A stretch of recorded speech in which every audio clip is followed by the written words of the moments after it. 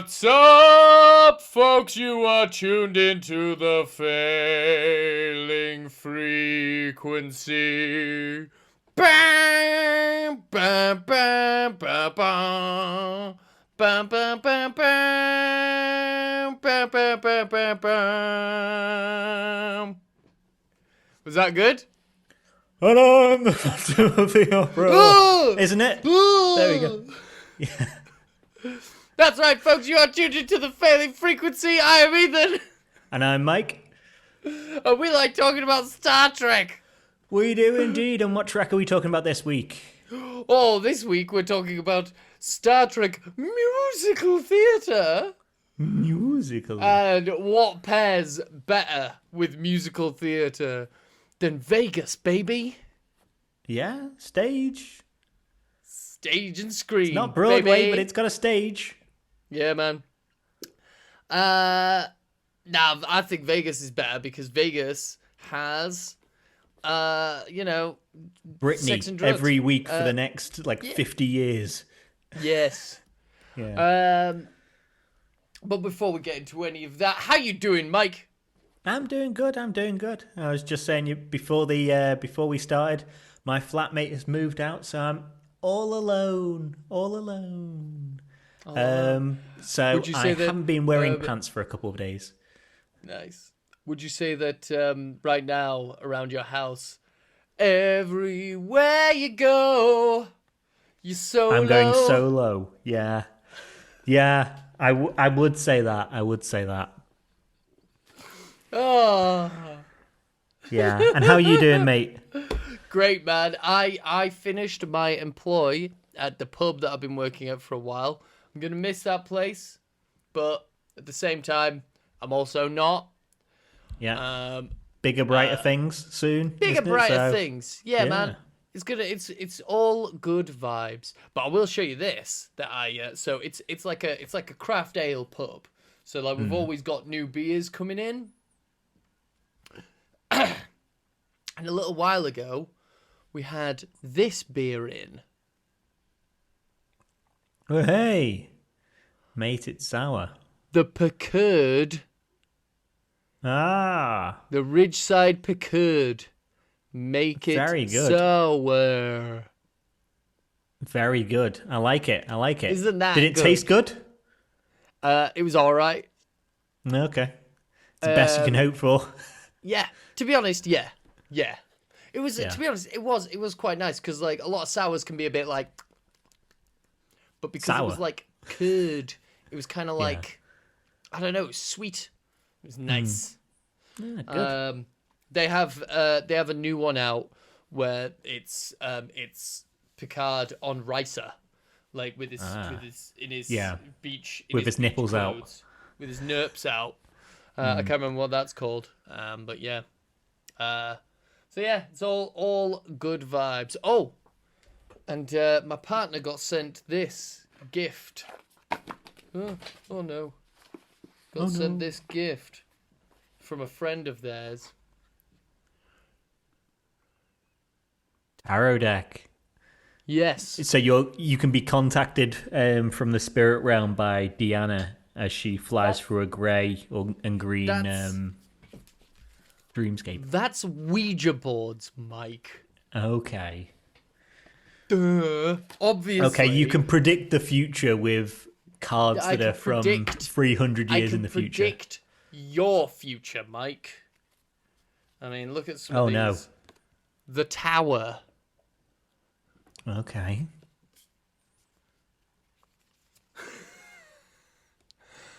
The Hanged Man. Poor Barkley. Right? Oh, this one's good. The Devil. So I've got the Tower, the Hanged Man, and the Devil. No, that's just me showing you some, right? I'm going to do a quick Okay. shuffle, right? I'm going to do a quick shuffle. I'm going to do a one-card draw, right? Oh, one lovely. card, okay? I want you to say when. When? So that was that one there, right? What do we have here? Oh shit. It's the You Devil got- again. the 7 of starships. Do you know what that means? I have no idea. It means your dick's going to fall off. Oh, crap. I like my dick. Let's find out what it means. Comes with a little book. Little book? Comes with a little book. Yeah, okay.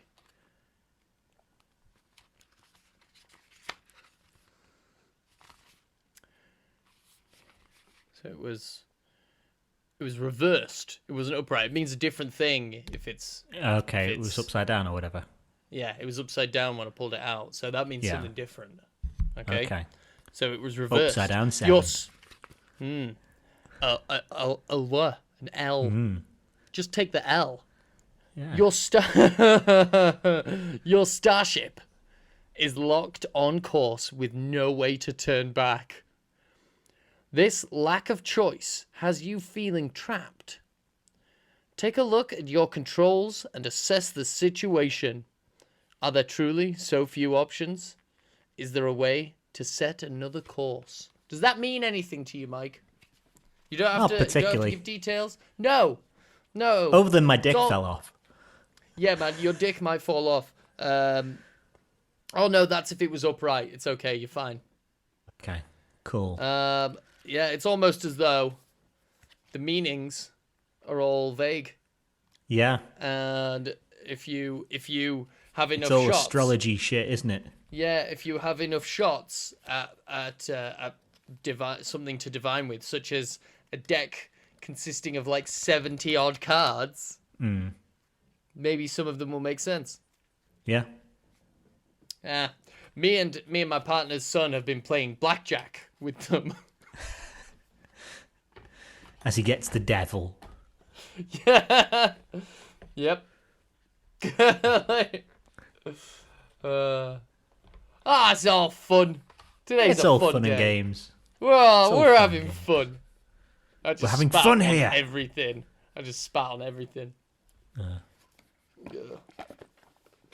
But let's get into it, shall we? Yeah. We've got some news to begin with, don't we, before the episode? Yeah, man. We got some great news.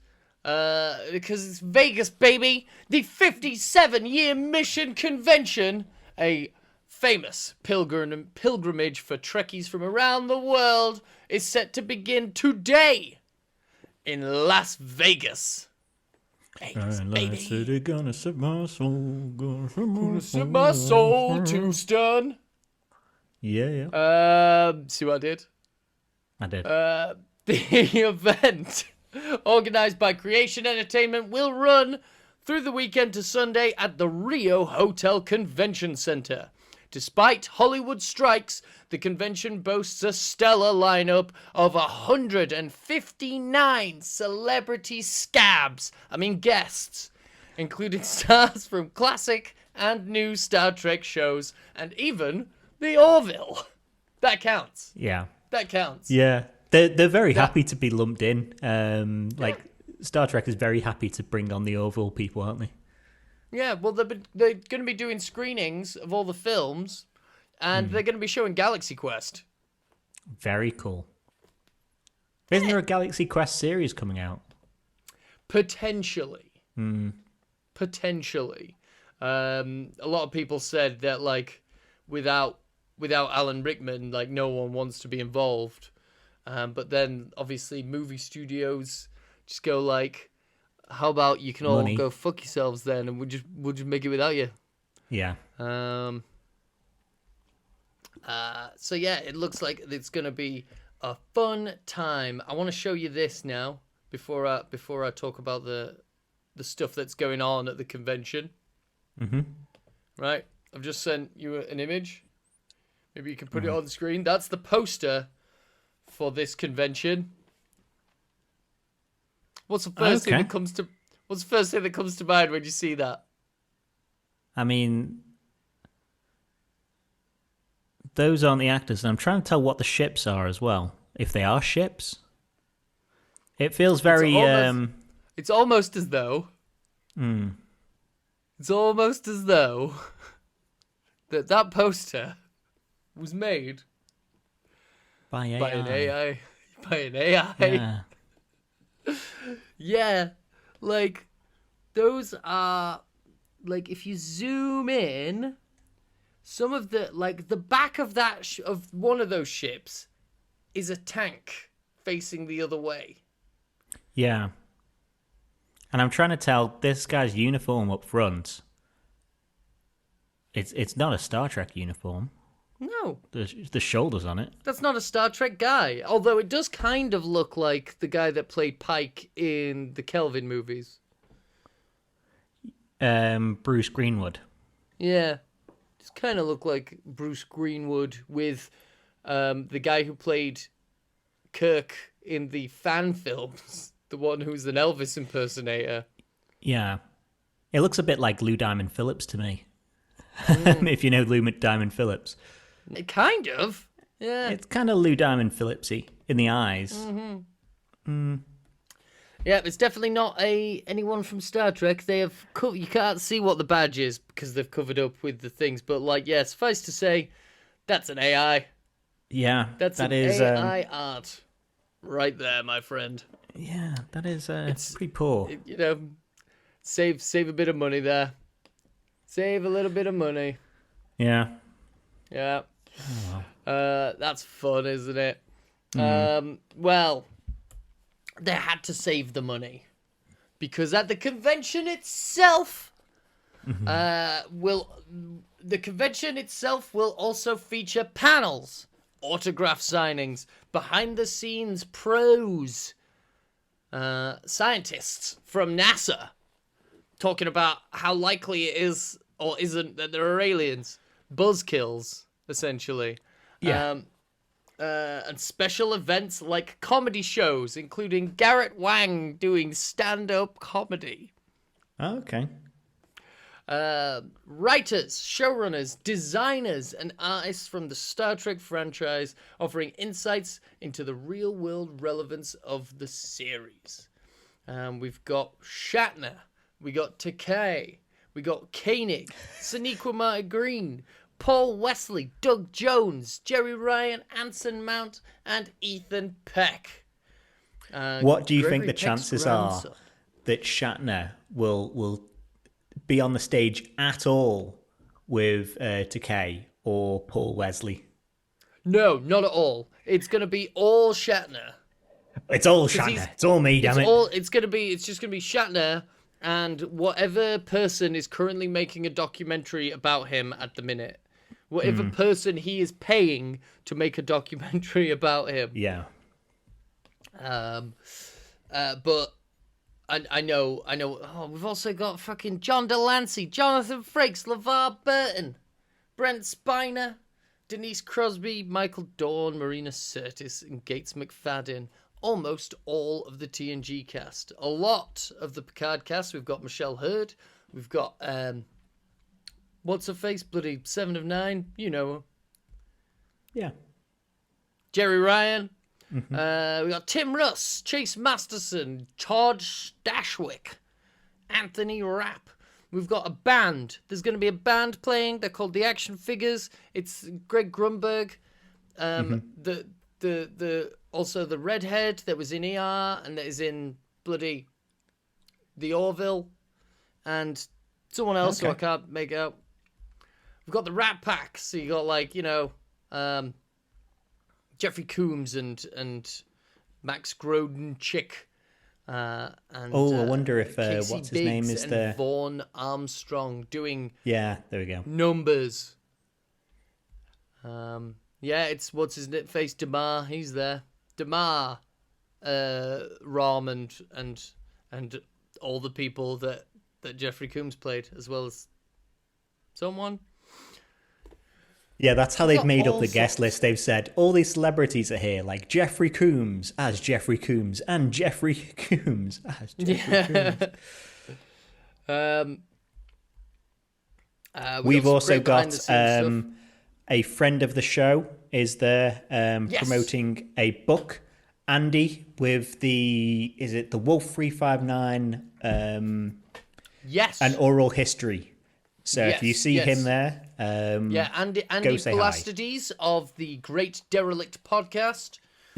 He's worked really hard with a bunch of people, artists and stuff, to make a book that details, that's interviews with people who were at Wolf 359. He didn't come to me about it because he knows that if he had, there would be at least half the book of just Wolf 359 was an inside job. Conspiracy theory. Absolutely. Borg phasers cannot melt steel beams. I mean, it literally was an inside job anyway. The person on the thing was Picard, wasn't it? Or Locutus. He was Picard. See that? If you look closely at these two images, they look very similar. Someone needs to, and someone probably has, shoot a fake documentary. All the fake 9/11, what really happened documentaries where there's photographs on a desk and then it goes grey or goes grayscale and goes, but what really happened on that day? But what really happened? Yeah. Yeah. But yeah, no, it's I've had a look at it. I'm hoping that Andy gets to work on a bloody audiobook version. I think that would be very cool. Yeah. In fact, that's one piece of news that we actually do have for this week as well, other than Vegas currently on, is the Stitch in Time audiobook, read by Andrew Robinson. Yes. Garak. Garak is now online if you're in the US. I've a friend of a friend has managed to procure a copy for me, so I've got a bootleg. Oh, very nice. Yeah, man. I'm gonna download it onto a cassette tape. Just to get that proper background muffly noise. Yeah. But yeah. So yeah, if you see anyone, if you're at Vegas and you see anyone selling a book that looks like Andy Palastides, look him up. Well, technically, him, I don't think he can sell it. Can technically, he not? I don't fair think enough. he can sell it because you can't profit from doing Star Trek works nowadays, can you? Thanks, well, if you see anyone handing out dodgy looking memory sticks, go for it. We've also got a Q&A. This I think will be quite interesting. We've got a Q&A with the Star Trek Prodigy creators, Kevin and Dan Hageman and Aaron Waltke. I think that might be enlightening. That's going to be tomorrow. Yeah. We've also got, of course, the important thing that I know that I specifically looked to see if this was happening again this year. And yes, the main event of the entire weekend. Karaoke party with Dominic Keating and Connor Trenier. There we go. Boys from Enterprise. Yeah, mate. Together forever. That was actually last night, so it's like the opening event. But there is going to be another karaoke party with. Let me just make sure I've got who I. Who did it last time? Wasn't it Chase Masterson, or was it a quiz night that they did? Yeah, no, she did a she hosted an evening in a bar / restaurant. But yeah, no. Tomorrow night will be another karaoke night hosted by Robert O'Reilly, also known as Chancellor fucking Gowron. Oh yeah. Islands in the stream. That is what we are. No, islands in the stream. In the stream. That is what we are. No. Yeah. You love Crazy it. Eyes himself. You gotta love it, man. Yeah. But yeah, God, like, just imagine being, God, there's some more AI art there. Like, Jesus. Yeah, they are actually doing some art evenings. They've just got a computer running. Yeah, apparently. Yeah. Oh, Zachary Quinto. Yeah, I saw Quinto. He's going to have a fight with Ethan Peck. With there the it is. dun, dun, dun, dun, dun, dun, dun, dun, dun. It's a shame Pine couldn't be there as well. Then there could be all the surviving Kirks and Sparks. Yeah. Yeah. Yes. Just not Nimoy because he's dead. Speaking of Nimoy, Well, yeah. there is a new sign. They've converted the old Crest Theatre in Las Vegas to the Nimoy Theatre. To the Nemo. They did it in thing to the submarine captain. No, they did it in honor of the one-armed fish. Yeah. Yes. So they're converting the old Crest Theatre in Las Vegas to the Nimoy Theatre, and they got the sign up. Ready for this weekend. So I don't think the theatre itself is open. But there's now a big old theatre that says Nimoy in big letters, which is cool and it's fun. There's a California congressman. Let me just get that link up. Here's the headline. California congressman urges U.S. Postal Service to honor Leonard Nimoy with a commemorative stamp. You've got to do it. I'm urging you. I think you got them as well. We've got Star Trek stamps. We do, these are UK ones, but there'll be ones over there as well. Doesn't he have... California has a lot of problems. Don't know if you know. Shouldn't he be doing, like, his job that isn't just, Nimoy, woo? Nah, I believe... Nah, not in California. There are only two important issues in California. That is getting a Nimoy stamp and keeping the police funded. Yeah. That is what's important.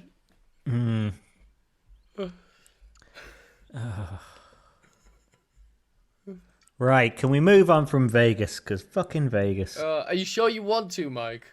I'm 100% sure. Are you sure you want to? Because once we move on from Vegas, we're just moving on to the episode. Well, but we're closer to the end of the episode as well. You don't want to stay in Vegas for a little bit? Yeah. We're also closer to the end of the episode, and I can deal with being closer to the end of the episode. Yeah. Okay. Then this week's episode of Strange New Worlds, episode 9 of 10. Who knew it went by so quickly, hey? It's crazy. It's so mental. Yeah. Is Subspace Rhapsody, I think it was. Didn't even write it down this week. Without, maybe before we talk about the episode, the completely most minor spoiler is that it's the musical episode. Yes. And do we want to talk about musicals in TV before we actually get on to Trek? I think that would be a good place to start because, like, first thing that comes to my mind about this is there's two episodes of television that stand out to me, and that's the iconic musical episode of Buffy the Vampire Slayer, Once More with Feeling. Yeah. And the somewhat iconic, on the surface funny, but also like low-key sad as fuck musical episode of Scrubs. Did you ever watch that one? Where it turns out there's a woman and she's seeing everyone in musical form. It's from her point of view. Yeah, because she has like a massive brain tumor. Yeah. Bit sad. I mean, it's working it into the episode the same way this week does. It's working it in. Yep. But that episode does end with an awesome rendition of a Colin Hay song. So Scrubs and Colin Hayes. It's mate. match made in heaven. Really odd that, but whatever. Yeah. The other one that I had in my I like for TV musicals is Always Sunny, the one the gang turns black, where they just wake up and look in the mirror and the reflection staring back at them are just not even. I'm gonna say the N-word. Yeah.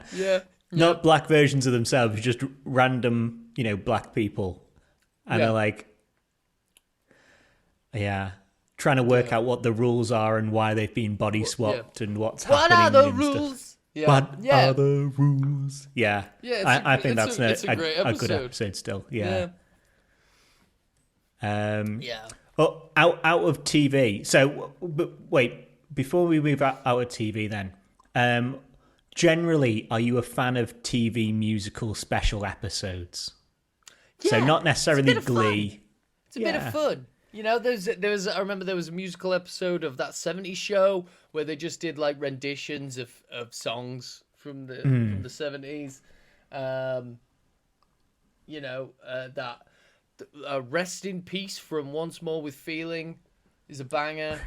Okay. As is Anya's fucking like lament about bunnies. Yeah. I love a special episode. Yeah, special episodes I can do.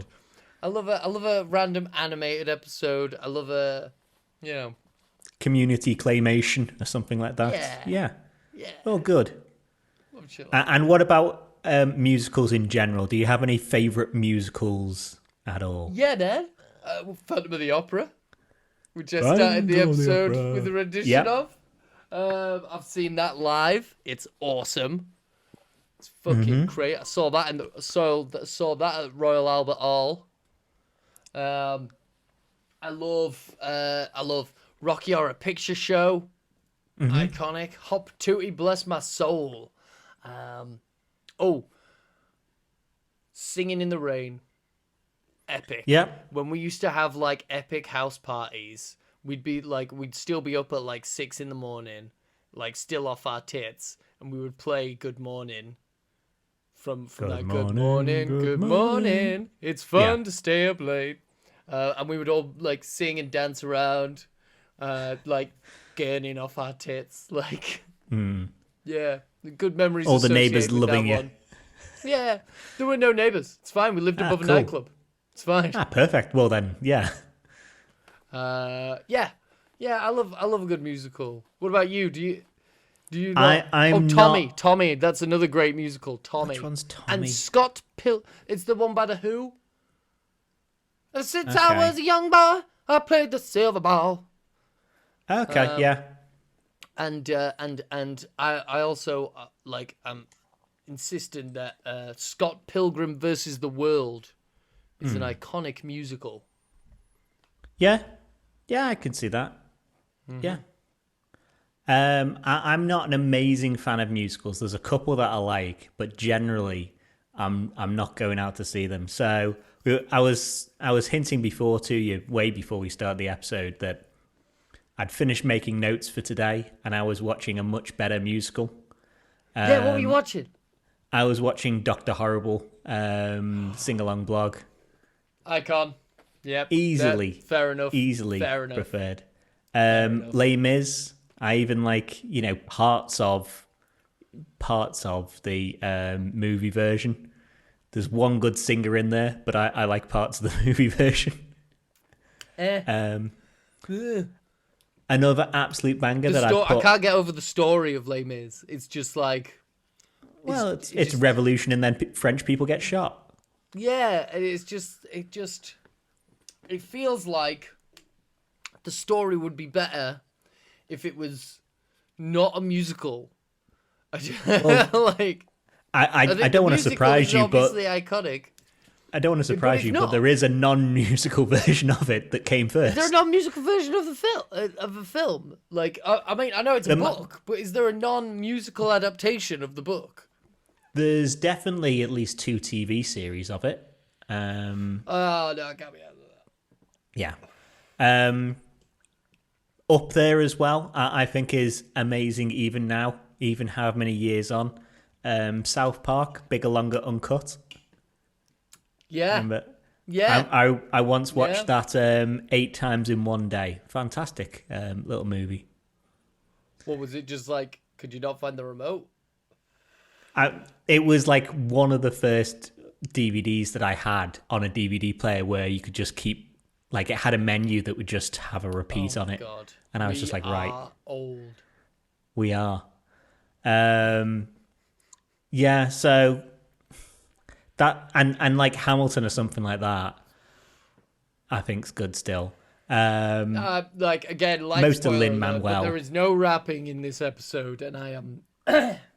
It approaches it. It approaches it. It doesn't though. It doesn't rap, and like I honestly think that like Hamilton is meh. I like the first half of it better than the second half. I feel like after it goes like to intermission, Hamilton, I think it kind of like it's slows too down. long.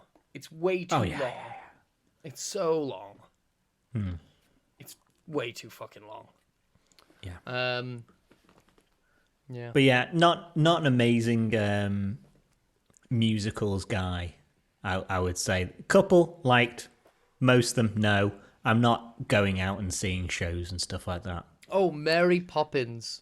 Okay. I had a massive. I proper fancied. I still do fancy Mary Poppins. Mary Poppins is fit. Yeah.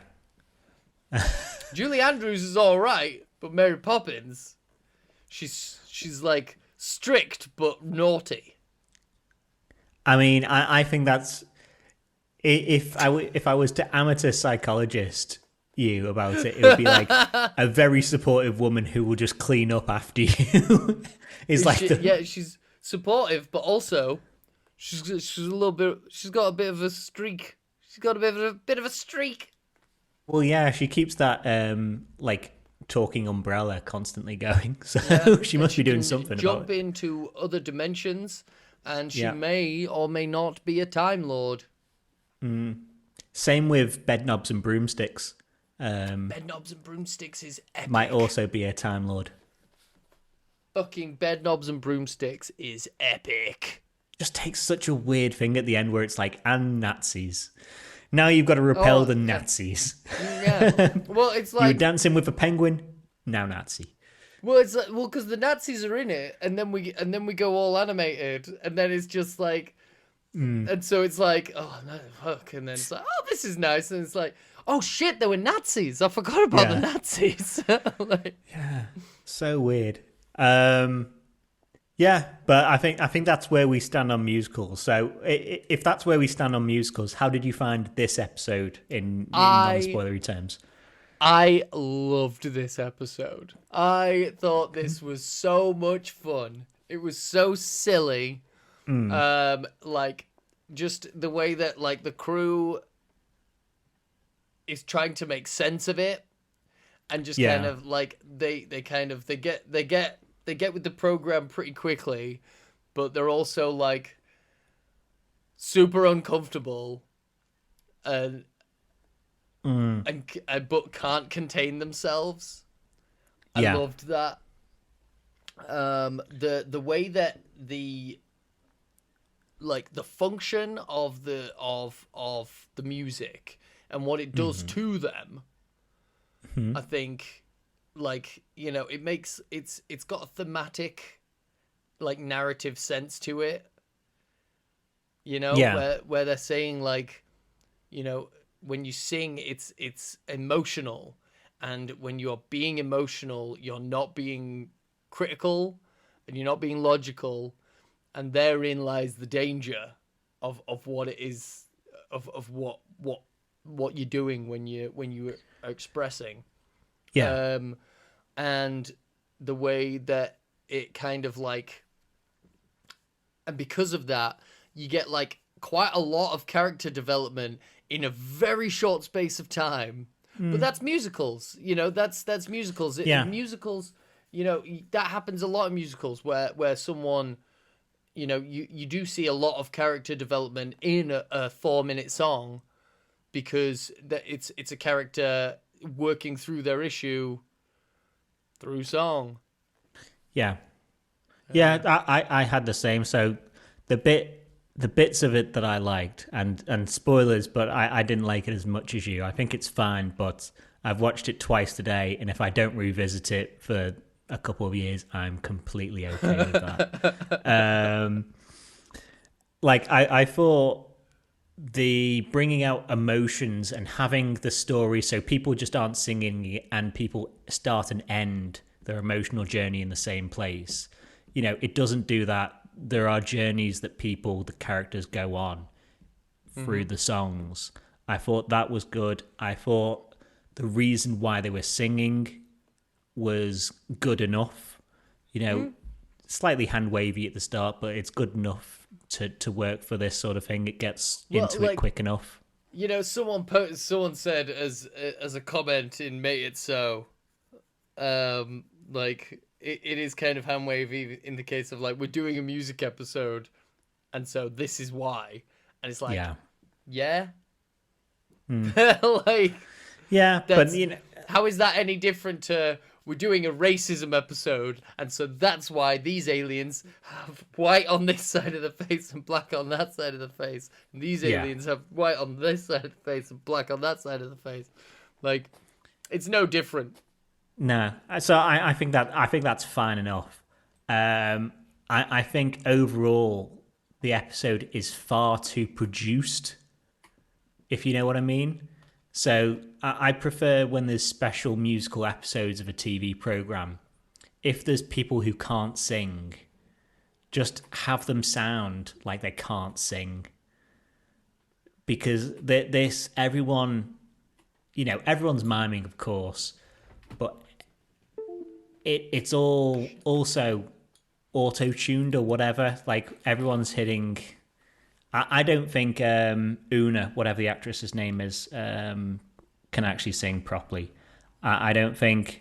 I think she might have been somewhat auto-tuned a little bit. Yes. Mbenga, who they've had trouble miking the whole season or the whole series, you can hear crisp. He's yeah. And I'm just like, if people struggle singing, the Always Sunny episodes, half those people can't sing, but when they attempt singing, they don't try and patch up the voices too much, and this is a bit too produced for me. Yeah, I mean, they only had. I thought it was funny that they only have Mbenga sing once or twice, and it's I honestly don't think he is physically capable of singing. There's a bit in the episode where he says, "I don't sing," and I think that the truth of the matter is he can't. He doesn't. And I don't mean sing well. I mean physically is incapable of singing. Yeah.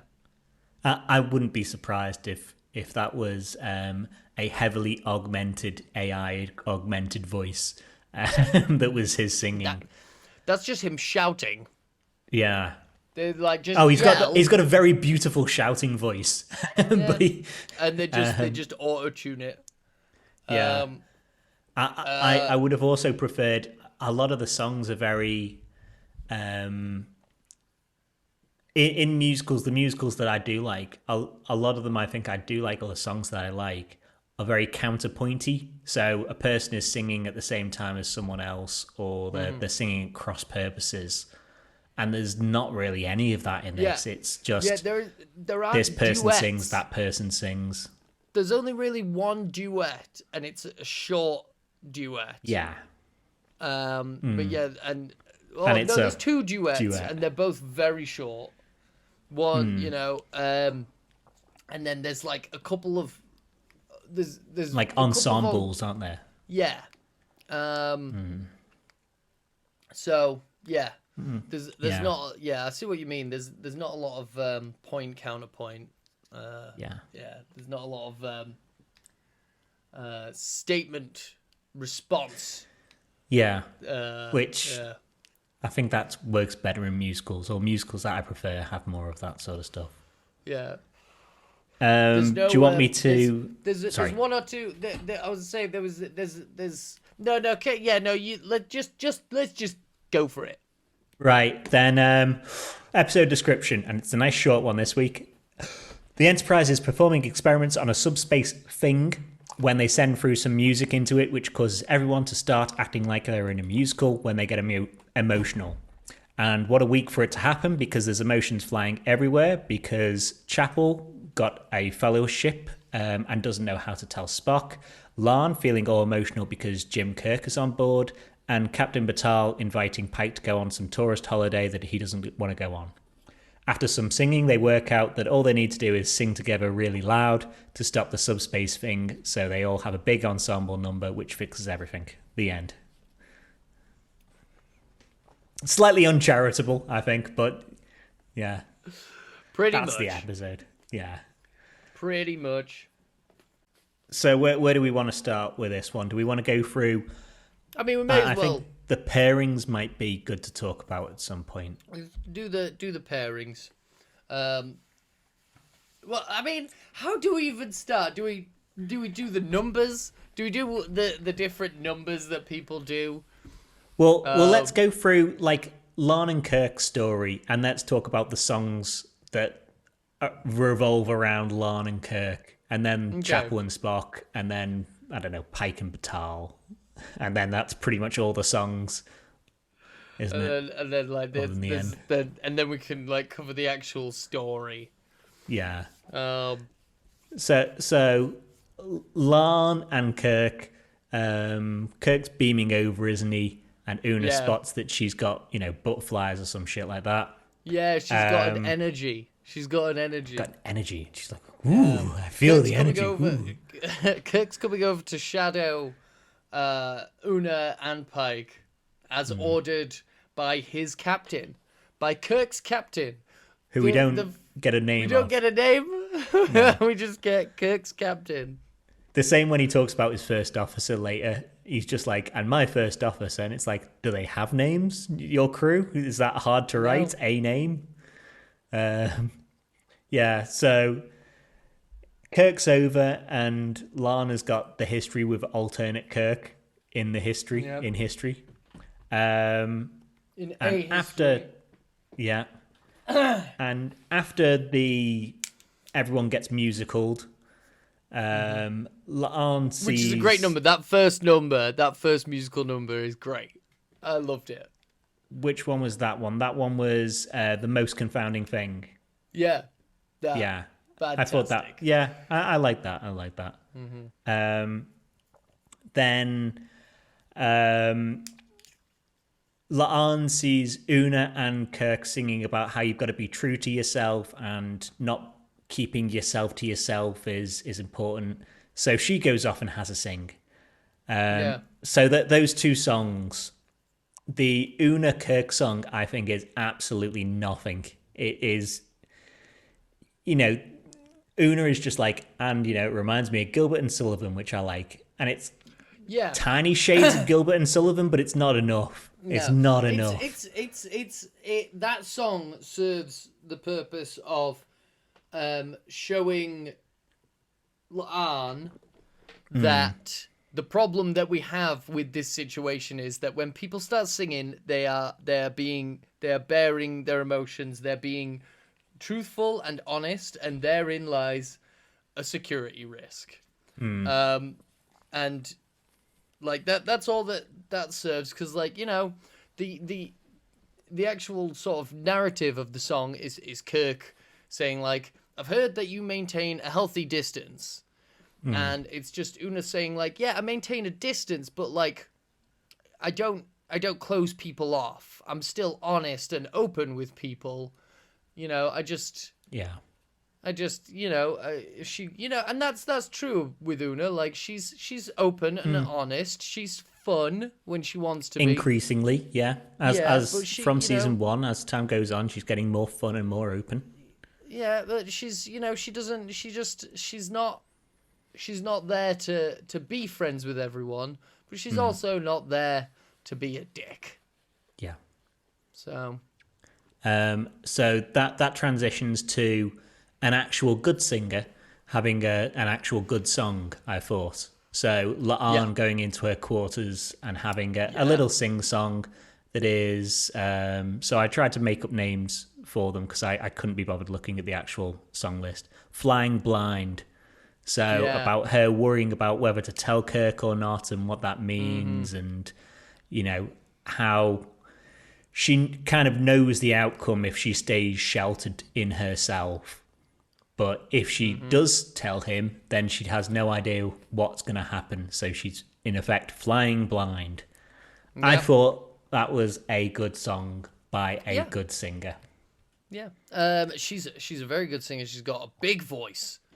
She's one of those, like, tiny women with big voices. Like the woman who played the main... one of the leads in The Phantom of the Opera when I saw it at the Royal Albert Hall. Tiny little woman, big, huge voice. Big voice. Yeah. But yeah. And Christina Chong is a singer as well. And from what I recall, recently put out an album, maybe? Really? Yeah. When she couldn't promote... So... when I checked on who was promoting episodes after the strike started, all I could see on her timeline on Twitter, now X.com, was her promoting her album. Yeah. So, yeah. Cool. Is a singer. So we go from that, and then we have another absolutely, in the Kirk La'an story, we have another absolutely shite song. That is Una and La'an. So she's saying, let's not... we need to shut down this singing because it's a security risk, so I might tell people in, undertones, I might tell Kirk what I think of him. So her and Una have a chat and a little sing-song in another terrible song, I thought. Yeah, it's just kind of like... it's meh, and also there's a weird moment at the end where Una turns off the anti-gravity, she turns off the gravity plating in the room, and they start floating around, and they don't even really show it. Yeah, it's weird. Like, you see their feet go up, and then you see them from like the chest up, and not like whole shot. And then we see them floating around in the from outside. Yeah. And they both look like they're kind of going, whoa! And then it cuts to them inside and they're like, ah, la la la. Maybe it looked real dopey when they were trying to cut it together, when they were trying to edit the episode together. I'm assuming that's what happened, yeah. And another reason why I think this song is crap, because the actual message that Una's singing to her is like the reverse of what she should be singing. It's like, no one will protect you if things go wrong when you tell. And it's like, the fuck are you saying to this woman? She's bare in her heart, doesn't know how to proceed. And it's like, no one will protect you. It has, that song in itself has mixed messaging within the song. She's telling her to be true. She's telling her to be open. And she's also telling her that if she does be open, she'd be in trouble. Yeah. So there was one or two songs in this whole episode that did that sort of thing, and I was just like, what the fuck are this? And this isn't the funniest one. I've got notes on the funnier one later on. So yeah, after this little sing-song with Una, where Una has told her the exact opposite, really, in sing-song, La'an says she's going to tell Kirk, pulls him to her side and says, look, she kind of half tells him about, I met a different version of you, we time-traveled, kind of, she kind of tells him, and we had a connection, and hint, hint, we loved each other. Yeah. And Kirk can't do anything because he says, look, I'm in a sometimes relationship with Carol Marcus. and she's pregnant, so I better not try and sleep around right now. That's fair enough. Yeah, is very fair. That's fair enough. But I thought it was funny because the whole episode, I was like, he doesn't look like Shatner, but he is doing Shatner face. And by that I mean he's no matter what he does, he's like, he's smoldering. It's a lot of this sort of angle as well. It's a lot of this, and it's a lot of he's pushing up the things, and he's going. Yeah. He's smoldering a lot. And you think oh, he's just being flirty, and it's like, oh yeah, no, he is just being flirty. That's just his natural state of being. He's not actually flirting. Because he's kind of flirty with Una before as well. He's kind of flirty with Una. He's kind of flirty with Spock. Yeah. You know, when they shook hands. That was so erotic. But I loved that because that was just a fun lore dump. That was a fun lore dump. Because she must be originally, we don't know the exact age of what's his name? Thingy Marcus. David Marcus. But we know she must have been pregnant around this time, Carol Marcus. So if you want to join it together, I think that's completely fine. And it makes sense that it's somewhat tragic that hopefully we're not going to see Kirk all the time because he's going out with La'an. Yeah. Makes me wonder if they might semi-retcon why him and Carol broke up into, him wanting a relationship with La'an. I mean, for all we know, we're gonna get an episode next season where La'an goes to see Kirk, and he's in bed with some sexy purple dude. For all we know, and it can, it could No, I don't think that. I mean, even if they do pursue a, I don't think that necessarily falls out of the realm of his excuse of wanting to go out and explore the galaxy, and because La'an is in the galaxy, and you can explore La'an. He could. Don't we wish we all could? Yeah.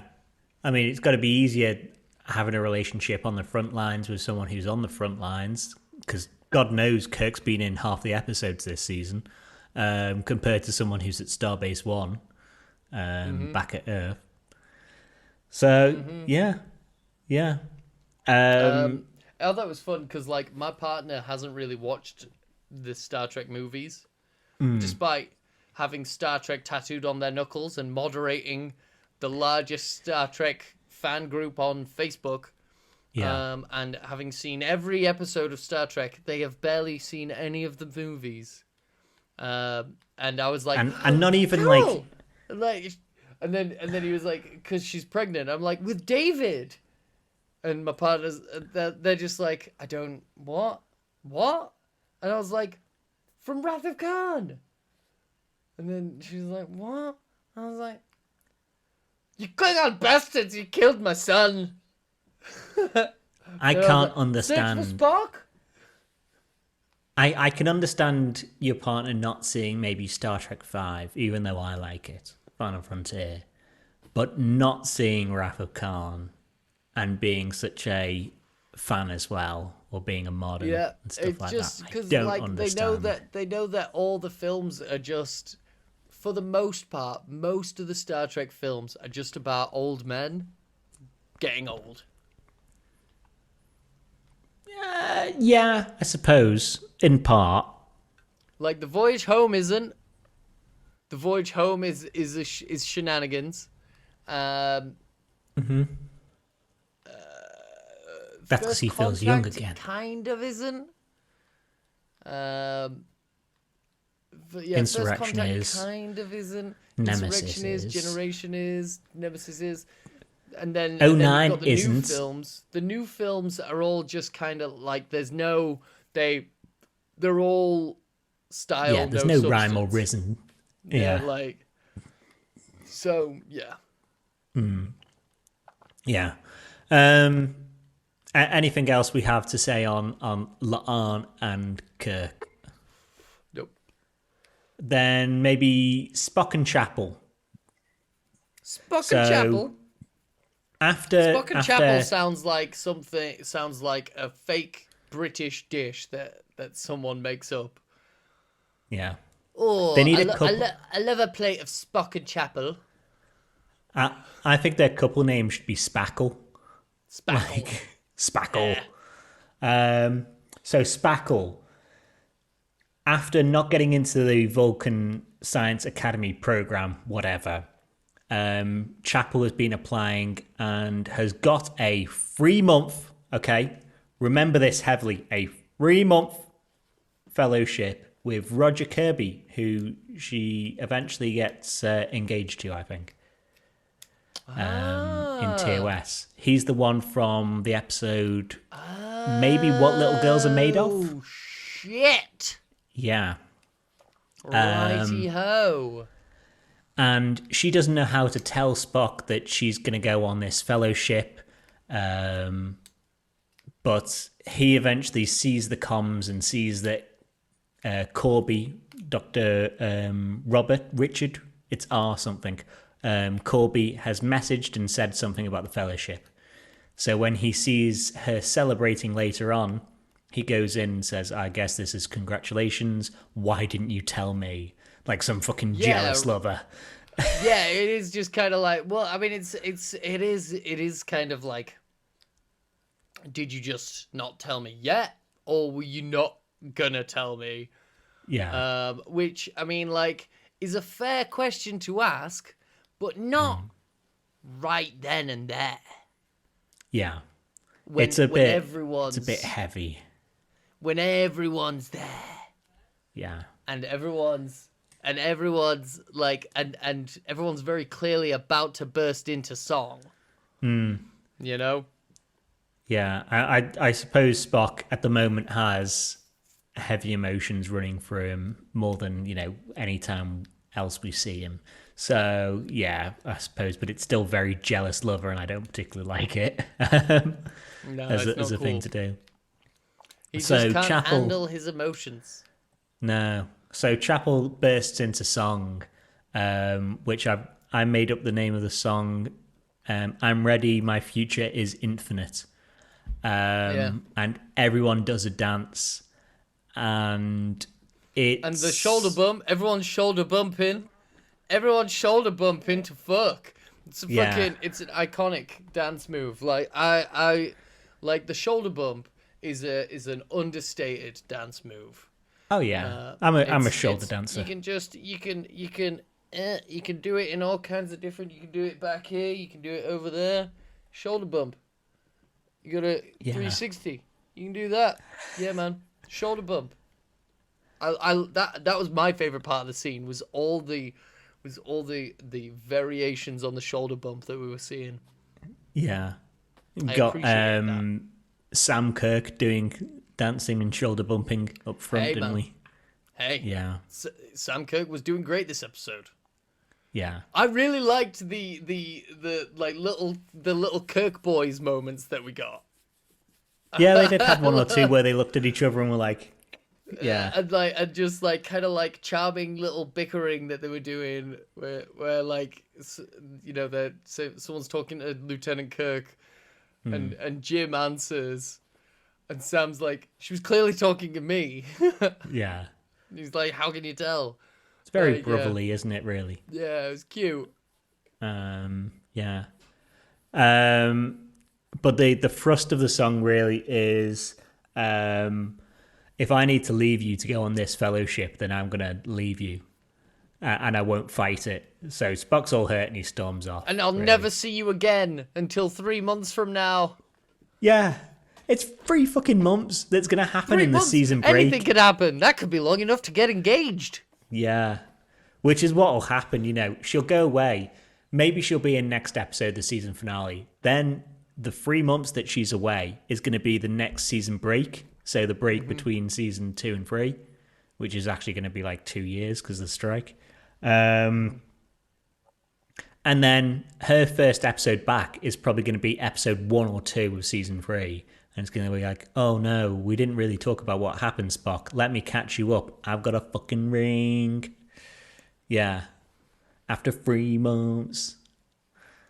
So I thought that whole thing was so overblown. Like, we've almost watched Strange New World season 2 for 3 months now. And it doesn't feel that long a time, does it? You know?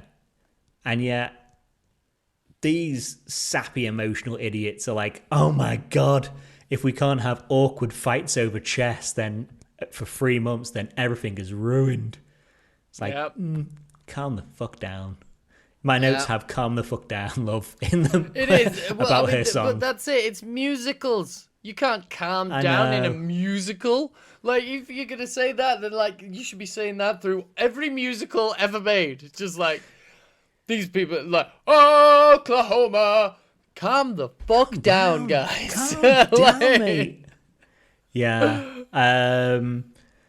So from that point, Spock goes off without having a sing-song, but him and Uhura are working in engineering later on, and he has a sing-song about, you know, I'm now the ex-boyfriend and stuff like that. Yeah, so I love that. Soul for Why. Such a nerd. Yeah. Such a nerd. I'll tell you what, though, that Ethan Peck, he's got a great voice. He was my favorite actual singer. Like, he's got really nice. There was like just these like random bits where we would just like drop an octave just for like a couple of notes and like, oh, fantastic. You say, hey, for all we know, the machine. The machine they fed everyone's voices through, because it's all no, you produced. could tell it was because it was warbly in a natural way. Okay. Yeah, I'll let you say that. I don't trust that anyone outside of Uhura and La'an were hitting any notes. He's a Peck. He grew up in a stage and screen family. I'm sure he's been singing for his grandfather's approval since he was a child. Yeah. So yeah, we don't really have a resolution to the Spock chapel bit. That's kind of where we leave it, where Spock now assumes that the X's chapel is going to leave on this 3-month fellowship and says that she's leaving him to do so. And that's kind of it, which is, you know, fine. I don't think every relationship change needs to be fixed or clearly stated in this episode. Nope. So, yeah. Yeah. Then what about Pike and Batal? Yeah. So that was the funniest one. That was the funniest one by far. Yeah. It was like the shortest number. Mm-hmm. And you know, and it was to kind of, the reason why it was there was very much to accentuate the point that La'an was trying to make to Pike about everything being a security risk. Yeah, you can't hold your secrets or whatever. You can't hold your secrets in. And they're just like singing about the fact that they are singing about an argument in front of the crew, and that they should stop singing because they're in front of the cute crew, but they can't stop singing. Yeah. And then the funniest bit is because like Pike like drops to his knees just and puts like the arm out. He's like, does like the love ballad arms, and like oh it's so funny. And then La'an just like closes the fucking hailing frequency, and she's like, "See what I'm saying? Yeah, this is what I'm saying." So yeah, I thought that was good. They repeat private conversation too many times in it, I think. Like where they just, it's a private conversation, it's a private conversation, it's a private conversation, it's a private conversation, it's a private conversation, it's a private conversation. I'm like, fucking, you know, come on, can we move on with this? Have you never seen Jesus Christ Superstar? What's I the haven't, buzz? and Tell I don't me what's intend to. happening. What's the buzz? Tell me what's happening. Over and over and over and over and over again. That's annoying. But be better, you know. Yeah. And it's such like a minor. It's such a minor, but hints on like a major thing that they're fighting about in their relationship. Where it's I think it's in a major key. Oh. But like, Pike's decided not to tell Batal he doesn't want to go on this fucking holiday that she's booking in because it's too touristy. But he's gonna do it anyway. But he's gonna go anyway. He's just putting it off. He cancelled it. He's just not enthused about it. Yeah. But then it leads to a conversation, a private conversation about, oh no, we can't have this relationship if you're going to keep things from me. And here I am sitting and going like, have you told this woman you're going to die? You know you're going to die within the next couple of years. He's not told her that he's going to die. He hasn't told her that he's going to die. He hasn't even told her that he doesn't like tourist traps. Yeah. And it's like, because they kind of end the episode on like, no, we'll be honest then. And it's like, tell this woman you're going to die. And also that it's so set in stone that you have like not taken steps to avoid dying that you could have taken. Like a version of me, he doesn't die. A version of me came from the future to tell me that I have to be ahead on a box. Yeah. I have to be ahead on a box. But in his mind, and he, you know, I am not being ableist or whatever. Pike is being ableist. Because Pike says in season 1 all the time, he's like, I'm dead. It's like, okay. But yeah, he should probably tell this woman. Yeah, but he just doesn't know about how that story ends. He doesn't know he gets to go live in an imagination land with a sexy 19-year-old forever. Yeah, he doesn't, but we do. But he knows that he ends up in a box, which he should probably tell. You know, he should probably beep. You know, be like, how are you good at deciphering beep, beep, and beep? Not very good. Oh, well, this isn't going to work. You know, I'm sorry, love. Yeah. But I don't think it's going to matter anyway, because next episode is the finale, which is all about possibly engaging with the Gorn. And at the end of this episode, Batal is just like, I've got to head off like urgently. We've got a priority 1 mission. She's dead. She's goner. She's so doomed. She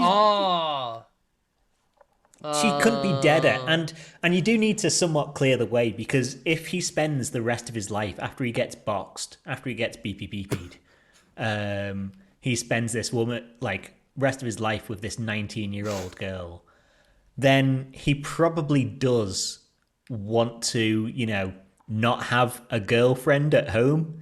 If he's just like, I could spend my time with you, but I'll be in a box, or I could spend this time with this 19-year-old girl and I, you know, have a penis that works. So I know which choice I'm going to make. Or at least the illusion of a working penis. Yeah. I have the illusion of it's an illusion. It's an illusion. Woo. It's an illusion of a 19-year-old girl. Yeah.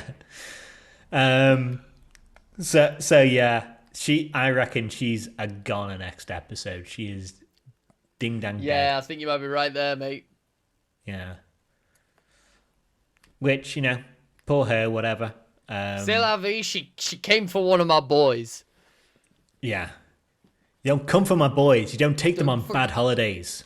Fucking, you don't take my boys on bad holidays. You don't try to sequester fucking wait, no, that's not the word. You don't try to indict my fucking crew. Yeah. So yeah, that's kind of like the 3 couples of the episode, but it is more of a horror episode. Who is again Celia Rose Gooding, a good singer who's an actual singer as well as actress, rather than just an actor who sings. Absolutely. Um, She only really gets like one number. Yeah, it's very weird, and it's So, it's the number that I was hinting at before. We'll get to, well, yeah, because there's way too much character progression in that one number, and I have feelings on it, but the story is, I mean, the whole story starts with Uhura, with Pelia suggesting they shoot music into the zipper. They shoot music into the hole unzips, and something comes out. Something comes out. Something comes out when the mass unzips. Yeah. I mean, doesn't it just? We've all been there. We'll be so lucky. Yeah. Hey. So she feels like it's her job to sort it out, because she sent the music in. It's vibrational sound frequencies. It's her job. She has to do it all on her own, regardless of however many people try to help her, because the music numbers take over, and as much as they want to help, they all get kind of engrossed in their own bullshit. Yeah. And then, 3/4 of the way through the episode, she actually has a number where she is expressing that point, and then she, through the, in classic musical fashion, through the process of doing the song, she overcomes that issue, and by the end of the song, she is progressed as a character. The problem is, in musical fashion, that should have been in 2 parts. The whole everywhere I go, everywhere I go, I'm so low should have been earlier in the episode. Yeah. And then there should have been a refrain. And that's when she's like, and she's like, isn't it reprise? Reprise. Not refrain. Yeah. A reprise, right? Yeah. Where she realizes that, do you know what? That's fine. I can do it on my own. I maybe don't need other people to do it. That should have been how it should have been split up. Yeah. Yeah, I completely agree. And I had this as my worst written song of the episode, because because of that reason. And it's got like some of the weirdest lines and weirdest structure, where she's talking about, because she talks about how she's been alone since the shuttle with her family crashed and exploded. And then the next verse is how Hema died and how she's alone after that. Which always good to, hear from Hema, and we'll get back to that in a second. But it's got lyrics like, it's the extent of, my family ruptured into 1,000,000 shards of light and none of them survived. And it's like, yeah, we got that.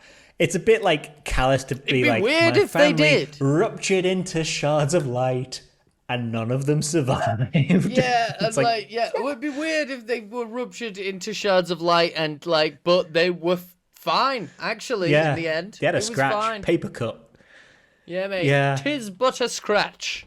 And it's a bit of a, I understand what you're saying the message is, she's also fine by herself. She doesn't need anyone.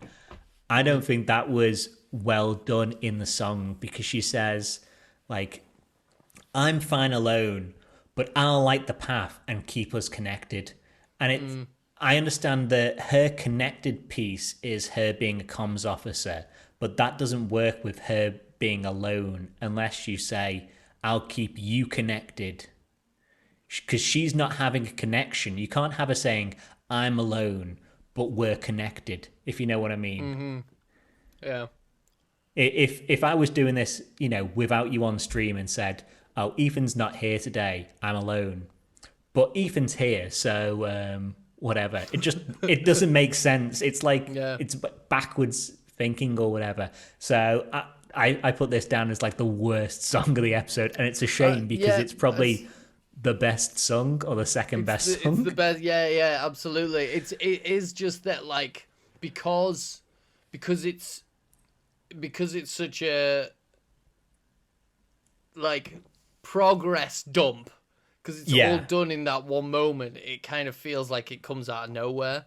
And especially, as you say, they're doing too much with one song. As the song goes, because she literally goes from "I'm solo" to "bleep bloop," stuff on the screen. I've cracked it.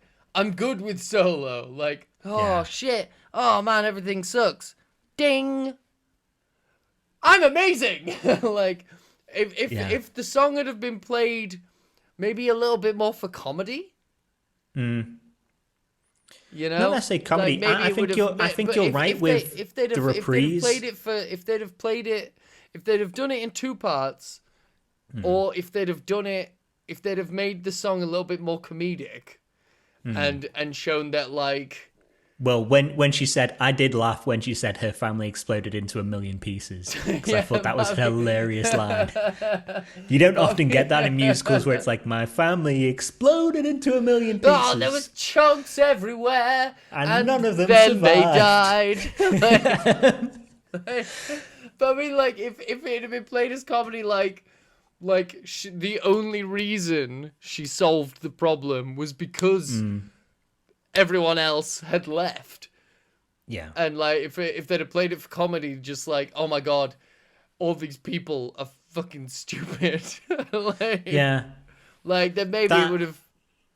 And if you went for your reprise of it as well, I think there's a chance to, because one of my other complaints on all the songs in this were far too many of them were far too similar in, like, the music of it.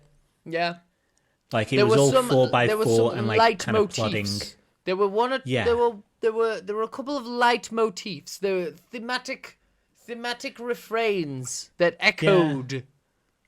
But I think because they all seem the same pace to me, other than one bit that we haven't even touched on yet, which my least favorite bit of the episode. I know what you're talking about, and you are so wrong. No, I'm right.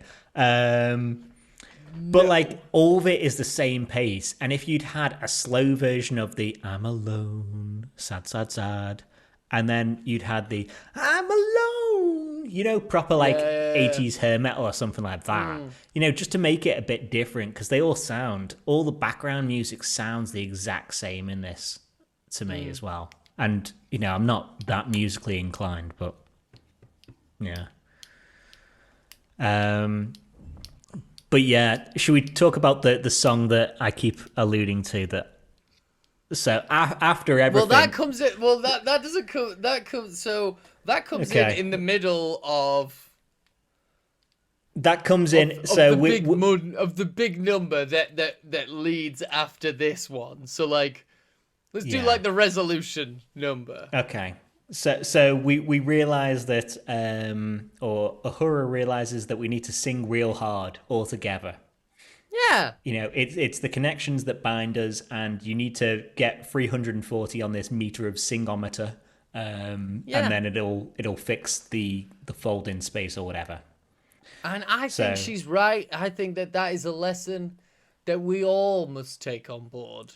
In life. But she just had a song that said she was so happy being alone. But in the world, but that's you could be alone in a group, and we can all benefit from all of us around the world joining hands and singing.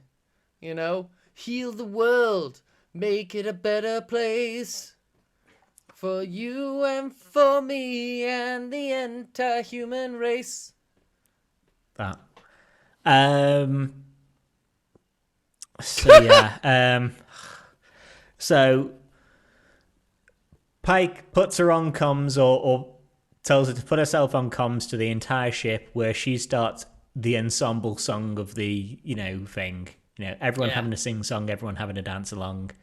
And it's a good song up until so they're trying to race and before the Klingons Well, get there. before we do the song, there is a couple of really nice little monologue moments. We have just like a little message from Pike where he tells his crew that he's proud of them, which is like, I loved that. Yeah. And I feel like that little clip is gonna get clipped and reused in like montages forever. Yeah. And then we have this like really nice moment where like Uhura's like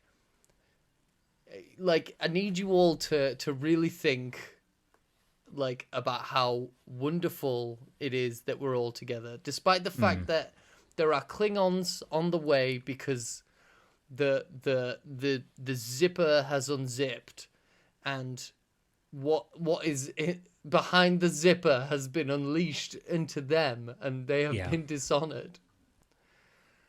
In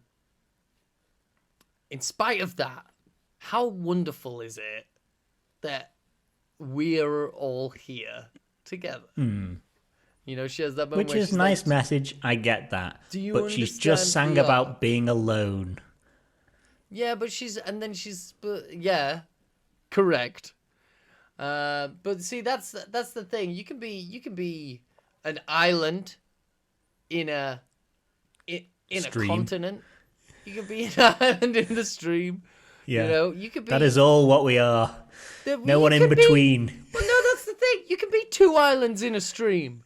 You can be 350 islands in a stream. But you're all islands in the stream together. Yeah. You know? You can be free to roam within boundaries. You can be alone in a crowd of people.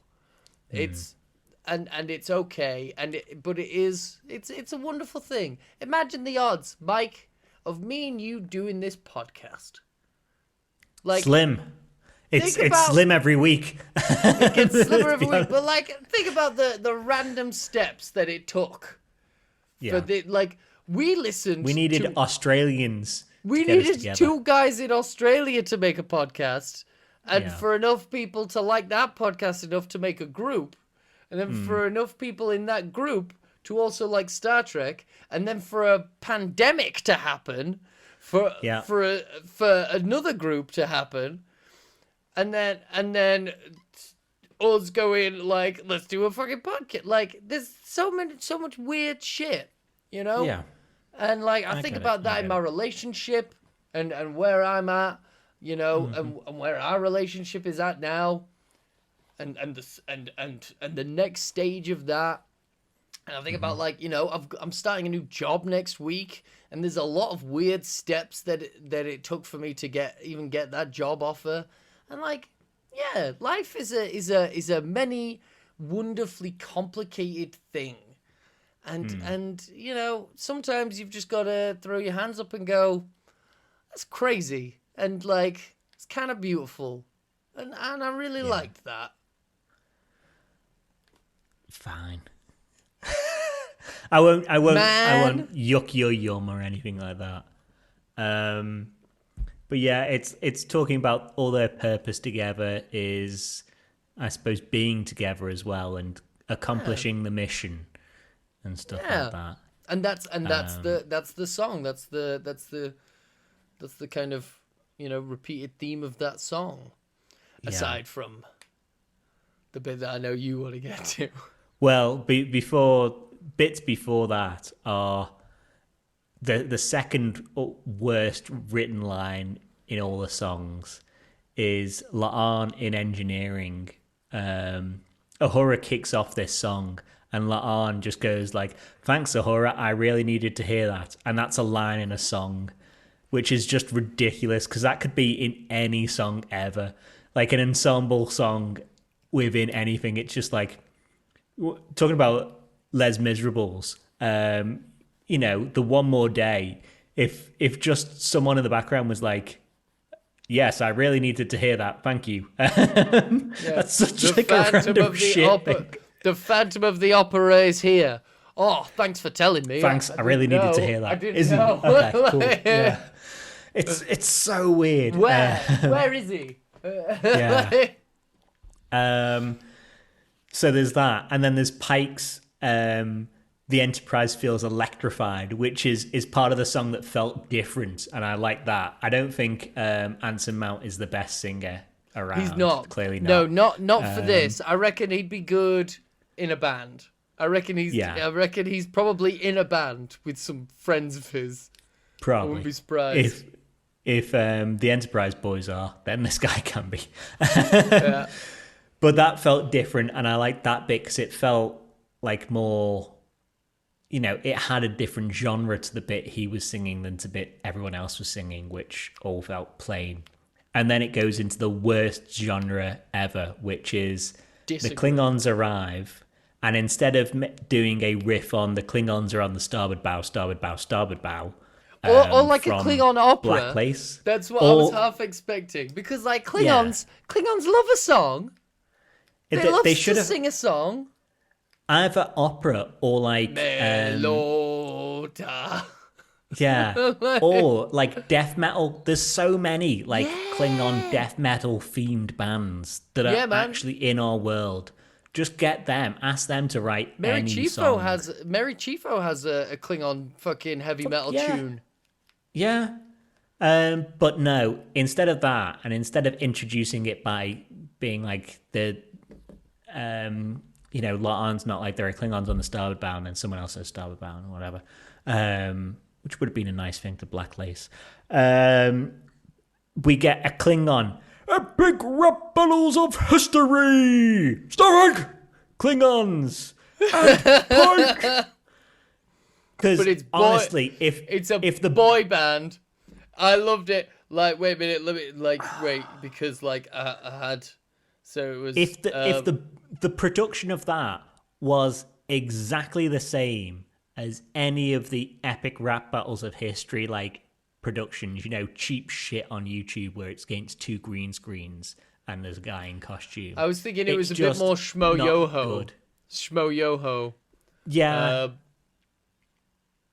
But it's like a Klingon. The reason why that they have been like dishonored by what's going on is because they're all doing like boy band dance numbers.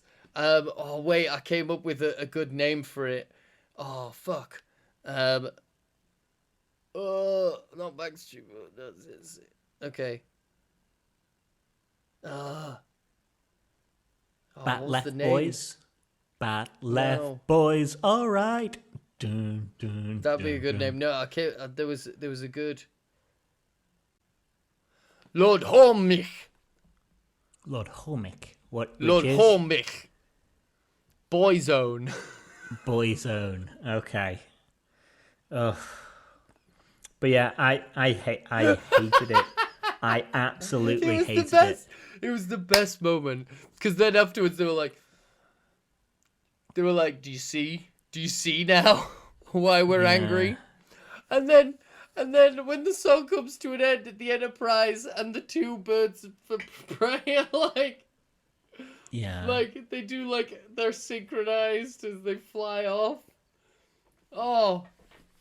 And we should mention as well, the Klingon captain is Bruce Horak's Hemmer back.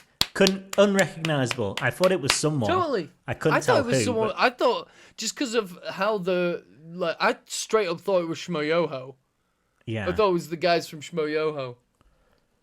Yeah. Yeah, it does feel like YouTube quality. But yeah, we're through this song and everyone having a little sing and a dance and the Klingons having a little sing and a dance. That is enough to close up the subspace zipper, which solves the episode, really. Yep. They put that junk back in its pants. I mean, in space, there's just this thing that you can go, and you don't have to WMD everyone. You just need to just send any music into it, and it gets the whole universe singing. Very weird. It's a weird one. His space is infinite. Yeah. So yeah, that's kind of the episode, really. Did you have, because we talked about the songs maybe disconnected. Do you have favorite songs in the episode? that you'd revisit? Would you revisit any songs in this episode? I really liked the opening number. I really liked Spock's number. What, X and Y, the calculus one? Because I think the lyrics are quite clever, and I really like his voice. I really like the way that he's, he can drop his voice an octave very suddenly, and obviously the Klingon boy band. I can't tell if you're. It feels like you're not doing it to frustrate me, but it certainly is. No, I'm not doing it to frustrate you. I'm not doing. I know it probably is quite frustrating, but it's just fun. But also, there's more Klingon uniforms, so I'm probably gonna have to go back to it just to look at them. Yeah. Yeah, these fucking.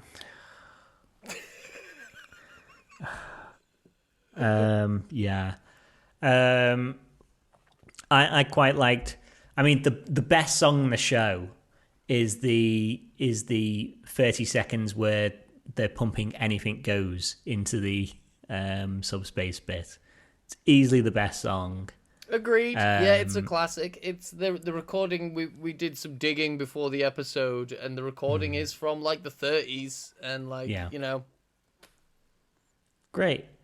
Other than that, the first number, the most confounding thing. I liked Flying Blind, the La Arn song, and the Private Conversation one because how campy it is. That's so silly. And when he drops, it's fun. Yeah, those I think were my favourite ones. The end one would be if that Klingon number wasn't there. The fucking Klingon. That's the cherry on top. That's the cherry on top. Yeah. Fucking... Yeah, but in my opinion, all the songs are too samey, and they're a bit samey all throughout. If you go back to South Park, Bigger, Longer, Uncut, which I also did today, all the songs in that feel different, and when you get to the ensemble that has reprises of all the other songs, the La Resistance Lives On song, because it switches into all these different themes, it feels very good. Where if you do that through this episode and it's all the fucking same. It's all the same. Yeah. So that's kind of what I have for this episode. Other than, next week we've got Gorn. I think Batal's dead. Yeah. I mean, it's one thing I will say, obviously not a major fan of this episode, but how amazing is it that we get, Strange New Worlds is great for this, obviously. Probably the best Trek we've had for it. We've had, in a row, we've had a comedy crossover episode. We've had a Horrors of War episode. And now we've had a musical episode. And next week it is... giant sounds like it's going to be reptilian a fight. Warmongers. And Even, the episodic Treks of the past. So TOS maybe got somewhat close to it because no one was monitoring any scripts. TNG, nowhere got close to this. Sometimes they'd have the same sort of, oh no, it's a subspace whatever. And the next episode it'd be a subspace whatever because no one was monitoring scripts. This feels like the most difference, most hitting different genres. So even if I don't appreciate a musical episode because I'm not a musical guy, I like that it's there for someone. Yeah, well, I mean, that was the whole point of Strange New Worlds from the beginning because people got pretty tired of the overarching themes of Discovery. Yeah, God knows Discovery can do a season-long plot. Yeah, it can do it for 10 episodes longer than it needs. And this was still a good Star Trek episode. That scene where they're talking about the zipper. There is some fucking grade A Treknobabble in that episode. That in that scene, that was some TNG level sat around a conference table talking. Yeah. Made up science bollocks. Teching the tech. And I even like where Pike, after revealing his having the minor fight with Batal about having a holiday, goes into the room, and the next time we see him, he's just like, I think we should blow it up. And Spock is like, I agree. And he's like, really? Cool. That's fantastic. Let's blow this shit up. Yeah, man. There's some funny moments. There's some really funny moments. I thought it was fucking hilarious at the start of the episode when, like, they're having to, like, because they're redirecting energy from things, so they're redirecting power. So fucking Uhura, her job has become, she's a switchboard lady. Yeah. She's on the switchboard. My mum used to work on a switchboard. And I thought that was so funny. My mum, like, I was like, oh my God, if they do the fucking prank, that would be so funny. My mum used to call up my nana and my auntie, for example. And just put them onto each other. And put them onto each other and, like, click, click, click, like that. And they'd be like, hello, hello, hello, who's that? Who's this? Like, yeah, like awesome. And I will say she did also work on the switchboards at the time when the Yorkshire Ripper was about. So they would also get prank calls of people claiming to be the Yorkshire Ripper. So okay, or admitting it, and it'd be like, no, I don't believe you. Ding. Get fucked. Yeah. It probably aligns very closely in what the original vision for what her post was. Because, a comms officer, why do you need someone to just, press a button saying, call Starbase whatever, Starbase whatever. Where you can imagine her original character whatever was built on, well, switchboards exist, I suppose. Yeah. So why don't we have a switchboard person there? Yeah. And instead of cables, she just presses fruit pastels. Yeah. And tries not to eat them during the day. Like, because we all would. Like, yeah, can you connect me to engineering? I can't, actually. I hate that one. It was the tastiest one. They should put green ones in the ones that are important, because I won't eat them. See, the green ones are okay. Yeah. The green ones? Red's the best, though, isn't it? Everyone knows red's the best. Well, purple is just red with extra colours in it. I'm a master of the spectrum as well. We have. I'm master of the spectrum. Just ask my doctor. We have a difference of philosophy. I think that's what that is. It is. It is very much so. Did you have anything else you wanted to say on this episode? Nothing major that I could think. Oh, one note that I had on Uhura's number that I didn't mention at the time that I thought was a nice touch. There's a moment where the camera pulls out and, like, the echo turns up as she's saying that she's alone, and I thought that was a nice way to accentuate that by turning up the echo when the camera pulls out. Yeah. I thought that was nice. I could deal with that. And, that's it. Yeah.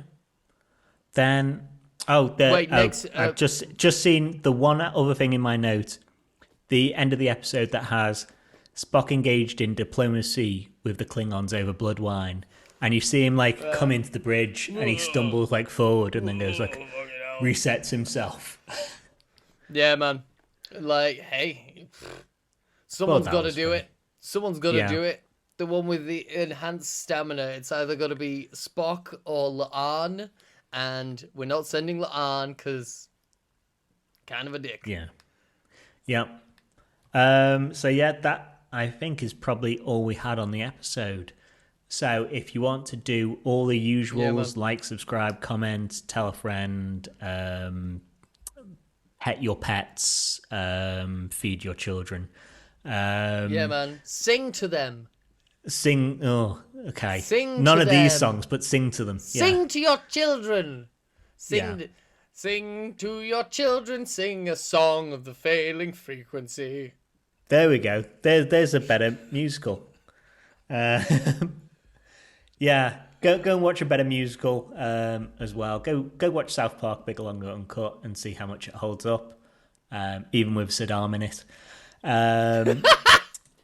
And yeah, then I think it's just up for us to say, Live long and prosper, motherfucker. peace and long life.